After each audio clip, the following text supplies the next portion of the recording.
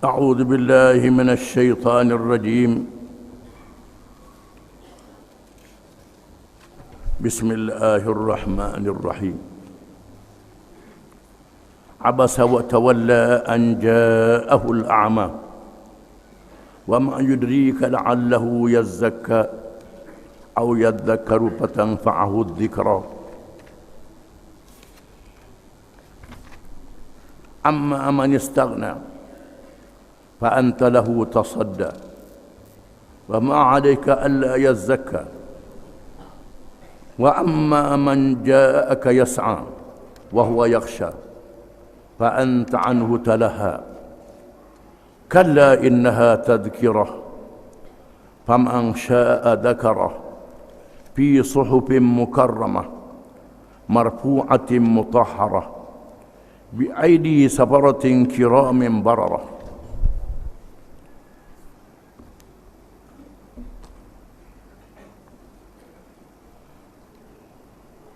Maksudnya dengan nama Allah yang Maha Pemurah lagi Maha Mengasihani. Ia memasamkan muka dan berpaling kerana ia didatangi orang buta. Dan apa jalannya engkau dapat mengetahui wahai Muhammad akan tujuannya. Barangkali ia mahu membersihkan hatinya dengan pelajaran agama yang didapatinya daripadamu,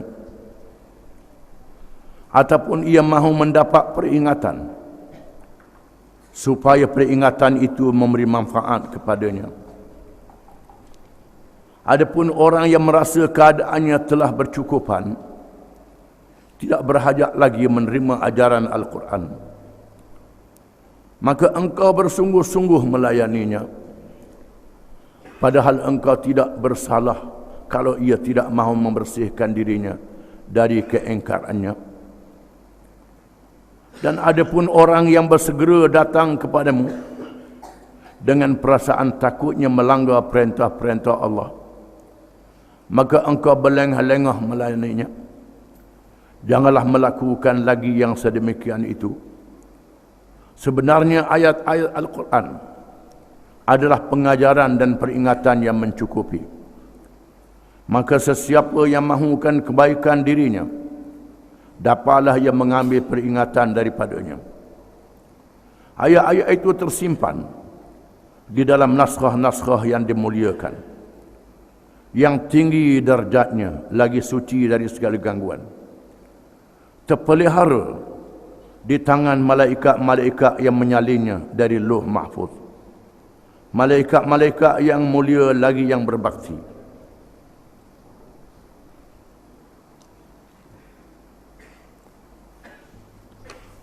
Surah ini dinamakan surah Abasa. Abasa dengan makna masam muka. Surah ini termasuk dalam surah Makkiyah, surah yang diturunkan di Makkah Al-Mukarramah untuk menguatkan akidah. Di antara kekuatan akidah itu berakhlak dengan akhlak yang mulia. Surah ini menasihati Nabi SAW berakhlak dengan akhlak yang mulia, melayani orang-orang yang menegakkan Islam setelah menerimanya walaupun miskin, lebih daripada melayani orang-orang yang kafir walaupun kaya dan besar. Surah ini menceritakan berkenaan kejadian manusia yang menjadi tanda kekuasaan dan kebesaran Allah Subhanahu wa ta'ala. Dan surah ini juga menceritakan tentang peristiwa hari akhirat, peristiwa yang dahsyat yang wajib kita beriman kepadanya, yang berlaku di dalamnya janji-janji yang mulia kepada orang-orang yang beriman dan mengerjakan amal yang saleh dan amaran-amaran yang keras terhadap orang yang kafir, durhaka dan mengerjakan maksiat. Dan surah ini mengajar beriman kepada yang gaib Di antaranya beriman kepada adanya malaikat, adanya alam ghaib, dan adanya alam akhirat, dosa dan pahala, walaupun kita tak nampak. Di antara janji yang akan datang, yang disebut oleh Allah dalam Quran, yang diucapkan oleh Nabi-Nya, mesti berlaku. Surah ini untuk menguatkan iman kita dan memuliakan akhlak kita. Permulaan surah ini dimulakan dengan sebab untuk mengajar Nabi SAW. Walaupun yang dibuat oleh Nabi itu pada zahirnya adalah betul, Nabi sudah buat betul, tetapi Allah nak membetulkan lagi dengan cara yang lebih baik, iaitulah peristiwa ketika Nabi SAW mengadakan perbincangan, perbahasan untuk mengajak pembesar-pembesar Mekah, pembesar Mekah, Utbah, Syaibah bin Rabi'ah, dikatakan Abu Jahal ada juga, termasuklah juga Abbas, pak saudara Nabi yang belum Islam lagi, termasuk kalangan pembesar Mekah, di mana Nabi berdialog dengan mereka dengan tujuan untuk ajak mereka masuk Islam. Kerana bila mereka masuk Islam, sudah tentulah yang miskin, yang lemah, yang pengikut-pengikutnya akan ramai masuk Islam. Tujuan yang mulia, tujuan yang baik. Sedang Nabi berdialog dengan pembesar Mekah ini, tiba-tiba datang Abdullah bin Ummi Maktum radhiyallahu anhu, seorang sahabat yang buta, yang miskin, yang dianggap lemah, dia buta, tapi dia sudah masuk Islam. Dia dah masuk Islam. Dia datang, dia tak nampak Nabi buat apa. Lalu dia berkata, "Ya Rasulullah, alimni mimma 'allamaka Allah." Wahai Rasulullah, ajarkan kepada saya apa yang Allah ajarkan kepadamu. Dia dengar suara Rasulullah, dia tak dengar, tak nampak orang yang ada depan tu, tak nampak Rasulullah buat apa, menyebabkan dia mengganggu majlis Rasulullah SAW. Dan Rasulullah menunjukkan muka masam dan berpaling daripadanya. Tunjuk muka masam, berpaling daripadanya. Apa yang Rasulullah buat itu sudah betul, nak mengajak pemimpin-pemimpin masuk Islam. Kalau pemimpin masuk Islam, akan ramai pengikut masuk Islam. Tetapi Allah Ta'ala menegur Nabi SAW kerana tidak melayan Abdullah bin Maktum, seorang yang buta, yang miskin, yang datang dengan ikhlas. Lalu Allah menurunkan firman-Nya, abasa wa tawalla, telah masam mukanya dan berpaling, anja'ahul a'ma, kerana datang kepadanya seorang yang buta, Abdullah bin Maktum. Telah masam mukanya. Allah Ta'ala tak sebut abasta wa tawallaita, awak masam muka, awak berpaling, tak sebut perkataan awak pun. Ini adab yang diucapkan oleh Allah kepada Rasul kesayangannya Muhammad sallallahu alaihi wasallam, dengan tidak menyebut abasta ya Muhammad wa tawallaita ya Muhammad. Tak sebut mu ni Muhammad masam, mu ni Muhammad berpaling, tak sebut. Dengan ayat yang sangat memuliakan Nabi sallallahu alaihi wasallam, abasa wa tawalla, dia telah berpaling, dia telah menunjukkan masam muka dan dia telah berpaling. Satu ayat yang halus, yang lembut. Anja'ahul a'ma, kerana datang kepadanya seorang buta, iaitu Abdullah bin Maktum. Wa ma yudrika la'allahu yazzaka, engkau tidak tahu wahai Muhammad, dia adalah seorang yang membersihkan dirinya, seorang yang beriman. Walaupun dia buta, dia miskin, dia bangsa, dia tak ada harta, dia tak ada pengikut, tetapi dia seorang yang bersih dirinya, yang beriman dengan hati yang ikhlas. au yadzakaru fatanfa'ahu dzikra, ataupun dia datang untuk belajar, yadzakaru untuk menerima pengajaran daripadamu, mendengar peringatan daripadamu. Mudah-mudahan dia mengambil manfaat daripada zikra, peringatan ajaran yang membawa pada dia, wahai Muhammad sallallahu alaihi wasallam. Ini dia orangnya, wahai Muhammad. Beza di antara seorang yang lemah, yang miskin, yang telah beriman, yang datang nak belajar denganmu, seorang kumpulan-kumpulan yang kaya raya, yang senang, yang besar. Kamu mengharapkan mereka beriman, mereka tak beriman. Kecuali Abbas akhirnya beriman. Abu Jahal dan lain-lain lagi tak beriman sampai mati dalam perang Badar dan lain-lain. Ini perbezaan di antara dua ini, wahai Muhammad. Allah Ta'ala menegur supaya Nabi hendaklah menghargai sahabatnya yang beriman, yang datang nak belajar dengan hati yang ikhlas. Kena sanjung lebih daripada yang tidak beriman itu. Amma man istaghna, adapun orang yang mempunyai harta benda yang banyak, yang kaya, yang mewah, fa anta lahu tasadda, engkau berhadap kepadanya, menunjukkan ucapan kepadanya dengan sungguh-sungguh. Wa ma 'alaika alla yazzaka, dan tidak ada apa-apa kepadamu kalau mereka itu jahat, mereka kafir, mereka berpaling tadah, tak beriman. Mereka yang pikul dosa, wahai Muhammad, bukan dosamu. Puak-puak yang kaya ni, wahai Muhammad, kalau sekiranya mereka kafir pun, mereka jahat pun, mereka pikullah dosa tu, tak kena apa-apa padamu, wahai Muhammad. Mu duduk sungguh-sungguh layak sangat ke puak ni, padahal mu biarkan yang ini, yang datang tu belajar padamu. Puak-puak ni tak ada apa-apa padamu. Wa amma man ja'aka yas'a wa huwa yakhsha fa anta anhu talaha, dan adapun yang datang kepadamu dalam keadaan berjalan dengan bersungguh-sungguh, Abdullah bin Maktum, wa huwa yakhsha, dalam keadaan dia takut kepada Allah, dalam keadaan bertakwa kepada Allah, dalam keadaan ingat kepada Allah, yakhsha fa anta anhu talaha, maka engkau leka daripadanya, wahai Muhammad. Engkau leka daripadanya, wahai Muhammad. Disebut di dalam hadis-hadis yang banyak,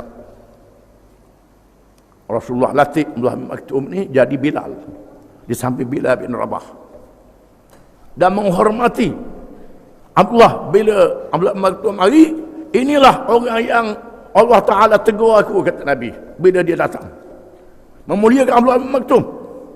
Datang, dan memang dia seorang yang teguh imannya, yang kuat imannya. Bila mendengar ayat-ayat jihad, ayat-ayat perjuangan, orang yang mati berjuang untuk menegakkan Islam, dia berjumpa dengan Nabi, wahai Rasulullah, apa salahnya bawa saya di medan perang? Bawa saya di medan perang, walaupun saya buta. Letakkan saya di antara dua pasukan yang berperang, biar saya mati di tengah itu, ya Rasulullah. Dia nak mati syahid. Ini keikhlasan dia. Walaupun dia buta, dia nak mati di medan perjuangan. Ini kehebatan Abdullah bin Maktum, kehebatan dia. Dan diriwayatkan dalam peperangan Al-Khalisiyah di zaman Sayyidina Umar, peperangan menentang Parsi. Tiba-tiba orang tengok dia ikut sama, memakai baju rantai di medan perang. Abdullah bin Maktum, zaman para sahabat radhiyallahu anhum. Dan Nabi melantik dia jadi pemerintah Madinah. Bila Nabi meninggalkan Madinah, bila Nabi berurusan kerana berjihad, kerana berdakwah, keluar daripada Madinah, pergi ke Mekah dan seumpamanya, Nabi pernah melantik dia lebih pada sekali menjadi amir, menjadi ketua, mengganti Nabi di Al-Madinatul Munawwarah. Menunjukkan keilmuannya diakui oleh Nabi SAW, dan dilantik menjadi muazzin, menjadi tukang bank di samping Bilal bin Rabah. Bilal jadi tukang bank, itu Bilal yang celek. Bilal ni nama orang, Bilal ni Bilal bin Rabah nama dia, tukang bank muazzin Nabi SAW. Tukang bang ni dalam bahasa Arab muazzin. Bila tu nak mau orang, boleh kau orang Melayu jadi tok bila habis. Bila pula tukang bang, tak apalah. Asal tukang bang sudah ikutlah nama bila, nama apa pun. Tak ada masalah. Bila ni tukang bang. Dan bila ni suara dia kuat. Tukang bang yang kedua Abdullah bin Maktum. Walaupun dia tukang bang, Nabi lantik jadi pemimpin. Tukang bang ni, tempat kita tak jadi pemimpin tukang bang ni. Ini mulianya tukang bang ni, Nabi lantik jadi pemimpin. Abdullah Maktum ni, Nabi pun sebut berkenaan dengan sahur. Nabi kata, kulu washrabu hatta yu'adzina Ibnu Maktum. Boleh makan sahur, boleh minum air waktu sahur sehingga Abdullah bin Maktum bang, kata Nabi. Sehingga Abdullah bin Maktum bang, maka sahur tak boleh makan lagi. Kenapa? Sebabnya masa bila bang yang pertama. Zaman Nabi dulu ada dua bang. Bang yang pertama, bang untuk membangunkan orang. Bang yang kedua, bang masuk waktu. Masa bila bang tu tak masuk subuh lagi, boleh makan sahur lagi, maka Nabi kata, kulu washrabu hatta yu'adzina Ibnu Maktum. Makan dan minum sehingga Allah bin Maktum bang, baru tak dia makan. Kerana dia seorang yang buta. Dia tak bang, malaikat orang beritahu subuh masuk dah. Masuk dah subuh, bang lah, dia baru bang. Bila dia bang, Abdullah Maktum ni bang, menunjukkan waktu subuh sudah masuk, tak boleh makan sahur lagi. Masa bila bang, boleh sahur lagi. Ini bang yang pertama. Menunjukkan bahawa zaman Nabi dulu bang dua kali. Masjid Mekah pun bang dua kali, Masjid Madinah bang dua kali. Tempat kita dia buat satu cara, tarahim dia panggil. Bukan bang, tarahim. Tarahim ni reka, buat sendiri. Buat sendiri. Dah salah tak salah. Bukannya salah tarahim tu. Tak jadi salah, tak jadi salah. Kita pakai lipah, hak kanan boleh kiri boleh kanan. Tak salah, tak ada apa, pakai dalam kaki tu pun. Tak salah, molek juga kakinya, tapi tak betul pakai lipah. Itu saja jelah. Tak jadi salah. Jadi zaman Nabi dulu bang dua kali. Bang yang pertama bang Bilal, bang yang kedua Allah bin Maktum. Menunjukkan ketinggian kedudukan Allah bin Maktum radhiyallahu anhu. Kalla innaha tadhkirah. Ingat, ini adalah satu peringatan. Ini satu peringatan. Peringatan tazkirah. Tazkirah ni ialah pengajaran, peringatan. Kita sebut beri tazkirah. Suruh beri kuliah, beri tazkirah. Yang ni beri pengajaran, yang ada dalam pengajaran itu peringatan. Ini satu peringatan yang diberi oleh Allah Subhanahu wa taala. Peringatan daripada Al-Quranul Karim. Peringatan daripada Allah Subhanahu wa taala. Faman syaa'a dzakarah, maka sesiapa yang hendak, ambillah peringatan ini. Ambillah pengajaran daripada Al-Quranul Karim. Quran, peringatan daripada Allah, fi suhufin mukarramah, yang disimpan di dalam kitab-kitab yang dimuliakan oleh Allah. Quran termasuk kalangan kitab-kitab yang dimuliakan oleh Allah. Marfu'atin mutahharah, yang diangkat setinggi-tinggi martabat, yang dibersihkan, yang dimulia, bersih daripada kesalahan, daripada kesilapan, dipelihara oleh Allah. Allah Ta'ala pelihara Quran ini. Kitab-kitab zaman dulu orang boleh reka, orang boleh ubah. Kitab Taurah, kitab Injil daripada kitab Allah jadi kitab manusia buat. Tinggal sikit saja pengajaran Allah. Adapun Quran, orang cuba nak buat tak boleh. Tak boleh nak buat Quran ni, nak reka tak boleh. Musa Abdul Qadir pernah semalam ada kuliah saya sebut Suratul Asri. Muslimah yang ngaku jadi nabi tanya Ammar bin As, sahabat Nabi masa itu. Ammar bin As ni kafir lagi. Kata Muslimah, ada kawanmu Muhammad hak ngaku jadi nabi tu ada terima ayat. Kata Ammar bin As, dia terima wal asri innal insana lafi khusr illa alladhina amanu wa amilus salihat wa tawasaw bil haqq wa tawasaw bis sabr. Kata Muslimah, aku pun ada terima wahyu juga. Dia kata, apa? Dia kata wabar ya wabar laka udhunani wa laka sadar. Wabar ya wabar. Wabar ni ialah kucing utang. Kucing utang yang telinga dia besar. Mu ada dua telinga yang besar dan mu ada dada yang lapang. Kata Amr bin As, asyhadu annaka ta'lamu annaka kadhib. Amr bin As kata, aku nak saksi, mu tahu mu bohong, kata dia. Mu tahu mu bohong, dia tanya aku lah. Aku nak saksi, mu tahu mu sendiri bohong, kata Amr bin As. Ini tak boleh nak reka Al-Quran. Orang kafir cuba nak reka Al-Quran, tak boleh. Hukum dia tak boleh lawan, peraturan tak boleh lawan. Ini mutahharah yang dipelihara oleh Allah Ta'ala. Ada seorang pengembang agama Kristian, dia berkanada, yang dilatih oleh gerakan missionary Kristian, dilatih oleh padri-padri. Dia ajar pada dia berhujah untuk mengembangkan agama Kristian kepada orang Islam. Lalu dia baca Quran, baca terjemahan. Dia tak tahu bahasa Arab, dia baca terjemahan Quran. Dia baca terjemahan Quran dalam bahasa Inggeris. Dia baca pula Bible, dia baca Taurat, Talmud, dia baca Quran. Akhirnya dia buat kesimpulan, Injil ini hak manusia buat, Quran hak Tuhan sungguh.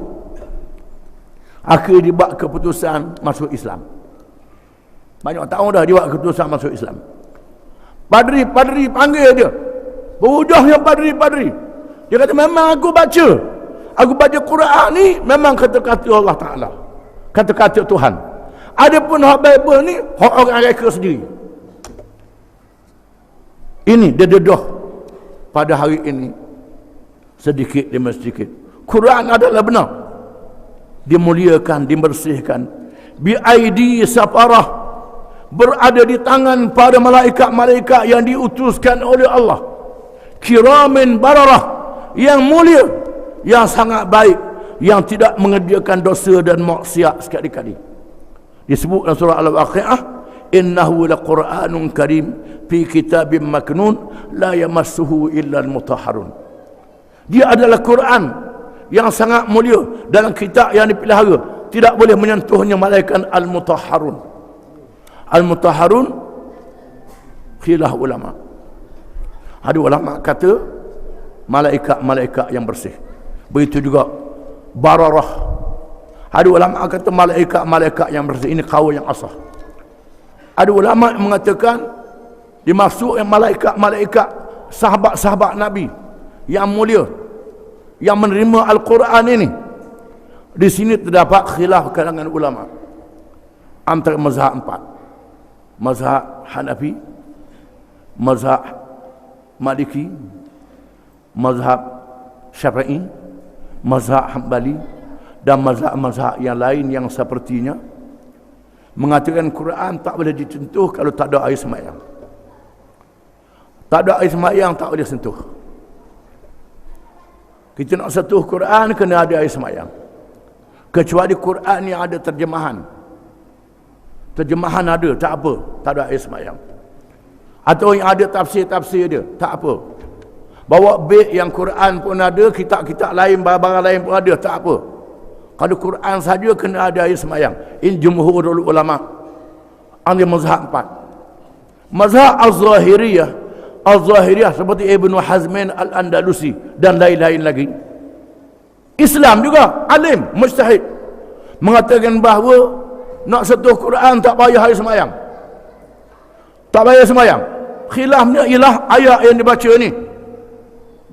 Kiramin bararah, malaikat yang suci bersih, la yamassuhu illa al-mutahharun, tak menyentuh malaikat al-mutahharun, yang mengatakan bahawa mutahharun ni malaikat yang bersih. Maka kita jamuh Quran tak ada air sembahyang pun tak apa.